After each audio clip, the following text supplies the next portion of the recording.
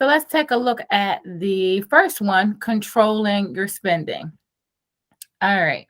So controlling your spending. So control, right? Janet Jackson, control. This is what we're doing with our money. And you being in control gives you really the power to tell your money where to go. And it eliminates the surprise of when you look at your balance and it's like, oh, it eliminates the where did it go? You know where it went. It eliminates the, how you just impulse. It eliminates the impulse buying. It eliminates the, well, I got it, so let me just go spend it, or this one right here. This reason for spending is not a reason to spend, but I hear it a lot.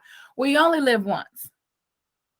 But if you only live once and you spend it all today, how are you going to live tomorrow? Think about that.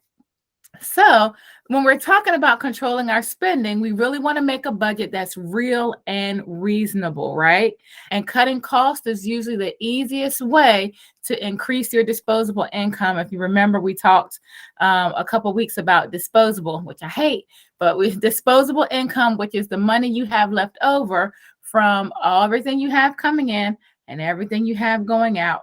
Your income minus your expenses equals your disposable income, which is not disposable. That's just the term we use. We're not throwing any money away. We use it every dime. We are assigning every dime, okay?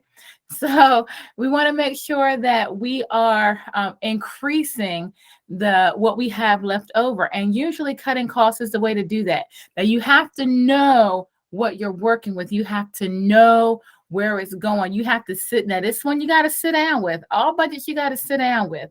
But this one, you really are going to have to go back into your transaction history, and you're really going to have to categorize where you're spending. So say in a day's time, first thing in the morning, okay, you got to get gas to get to work. So you run the Royal Farms or Wow or Exxon or wherever your gas station of choice might be, and you put gas in your car, okay?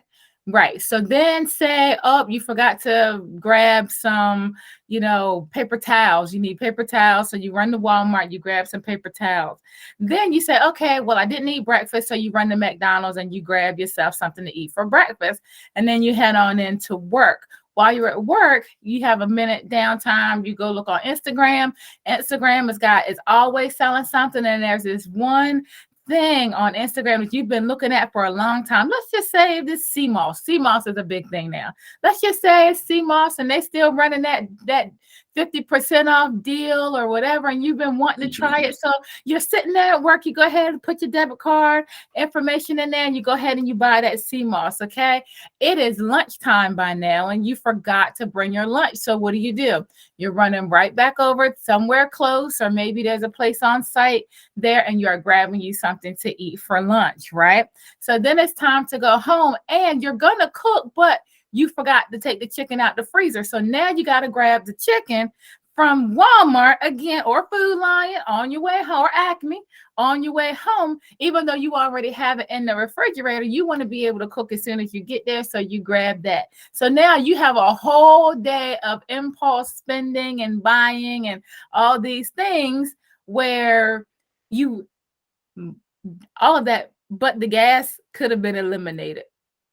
All of that but the gas, and maybe if you really needed the paper towels, could have been eliminated, because you probably 9 times out of 10, if you got chicken in the freezer, you got something to eat for breakfast. And could be cereal, could be eggs, could be something, yogurt, could be something. Usually when we shop, we have well-rounded, we got a list, or we have in our minds, oh yeah, I need something. If it's Pop-Tarts, whatever, there's usually something around for breakfast. So that's one. Instagram is always going to sell us something. Instagram, TikTok made me buy it. Well, Instagram can make you buy it too. And so can Facebook. It all depends on what social media strategy, social media platforms you're on, but they all are advertising vehicles and they are doing their job. Lunch. Packed lunch, leftovers from the night before, most of these things. And then, of course, the chicken, taking it out ahead of time, remembering to take the chicken out of the freezer. So it's the spending where, okay, I know I got it. This is what I got to do.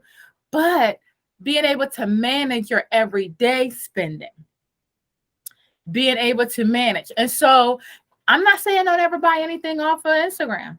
What I'm saying is you create a line item in your budget for Instagram purchases.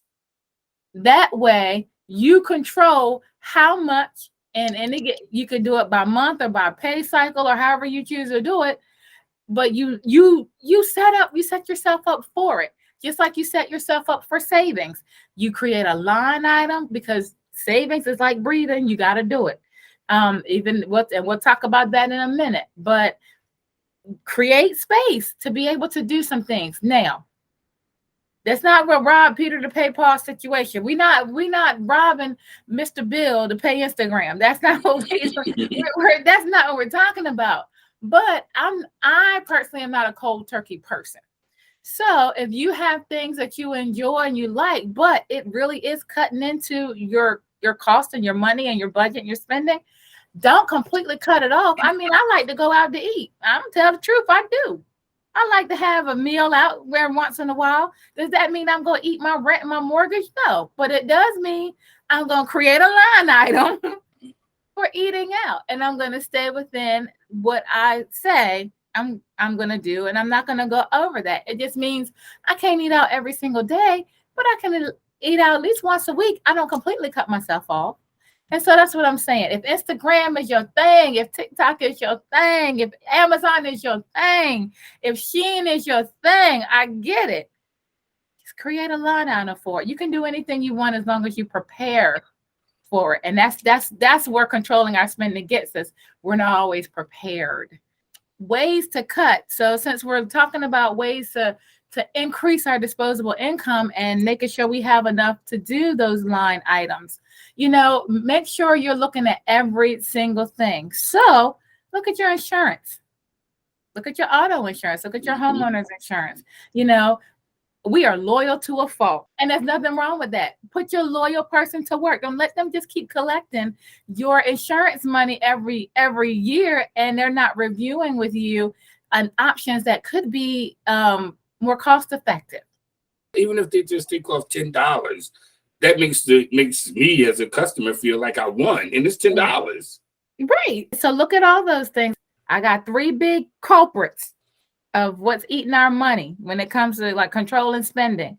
And eating out is one, subscriptions is number 2, and technology is number 3. Those are the things when you think about where a lot of it goes for most of us is, well, I ate out. Or, well, I got a Netflix and Hulu and Prime and Peacock and HBO and Stars and Paramount, and you add all those up, Disney Plus and ESPN and all those. By the time you add those up, you almost paying the cable bill. Right, and they're raising their prices all the time. So even the streaming services. I grew up on Able. You know what Able is, Dale? What is Able? I grew up on Able. Whatever channel we were able to get, that's the one we watched. That was your cable company is Able. Able.